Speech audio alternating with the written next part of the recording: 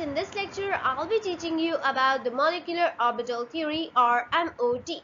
Now this theory is globally accepted theory. As in my previous lectures I'll teach you about the overlapping SS overlapping, SP overlapping, PP overlapping, and the conclusion of that. That's a VBT theory that was not that much relatable to the bondings or something, but this theory is globally accepted and everyone just trusted on it that it can explain the whole theory behind the bondings. So first of all, we should be known about the main points of that. Now just memorize that it was discovered by Hans Haeckel and Millikan in 1972. Now mostly the name of Hans and Millikan is used, but Haeckel also play a little bit role in development or and the postulates of orbital theory. Now here this theory explains us overlapping of atomic orbitals to make a whole molecular orbitals. Now you can also learn that the transformation of atomic orbitals to form molecular orbitals is known as molecular orbital theory. Now there are some main postulates. Now let me just tell you one thing, that in the place of the atomic orbital sometimes AO is used. Don't be confused if anyone uses AO in the place of atomic orbitals. Now also in the place of the molecular orbitals, there is MO used. So also don't be confused in MO and AO.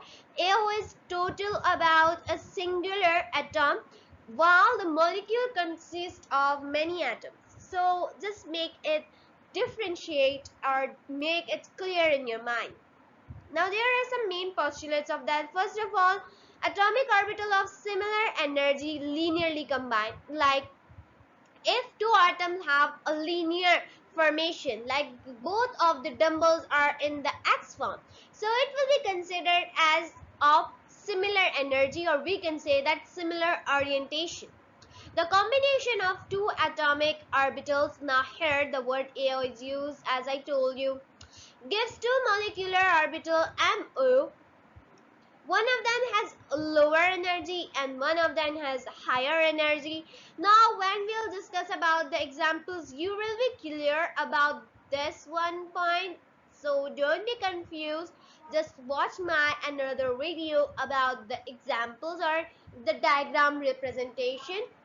The molecular bond has lower energy is called BMO. Now the lower energy, as it is called here, the one of the MO has lower energy. Now that lower energy MO is known as BMO, bonding molecular energy, bonding molecular orbital, and one with the higher energy is called anti-bonding molecular orbital. Now it is clear in your mind that bonding molecular means there is a bond here, but in the anti-bonding there is less conception of the bond, but it is anti of the bonding because of the higher energy. The movement of the MO is influenced by both nuclei by combining atoms. Now that's a clear thing that of course when two atoms will be combined, so there would be a formation of a MO. So that's all clear. The filling of electron into molecular orbital is followed by fundamental rules of electric configuration. Now while filling the electrons, like if we just draw a diagram representation, there would be a totally different representation. Now for that we have to just follow F.M.A principle, Hans rule and Pauli rules. Pauli exclusion rule, but mostly we use Hans rule while just making it electronic configured.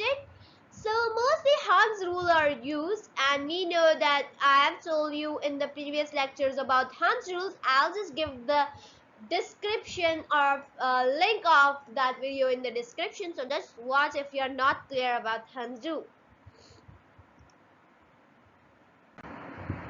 Let's move to the formation of the diagram. Like we can form the diagram by following steps.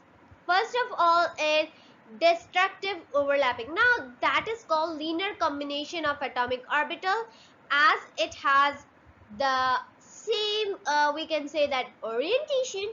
So following the steps are followed.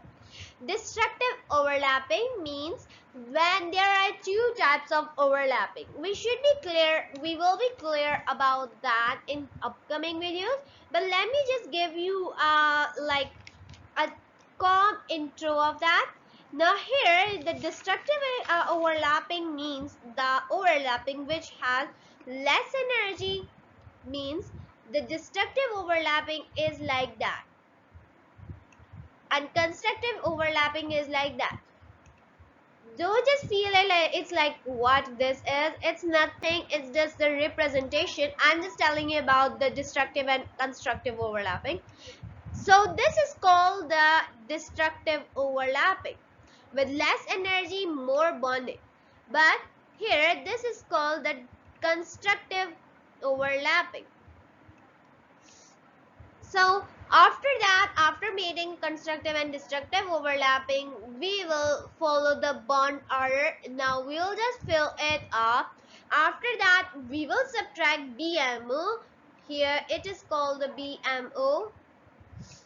Okay, BMO, and this is called the ABMO.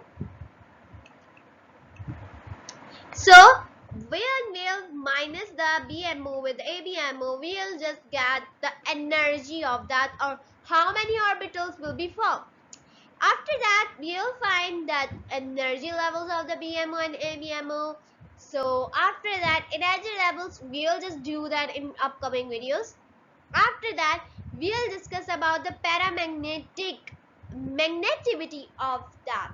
Like when we'll pass that orbital or that formation from electric field. So what will happen?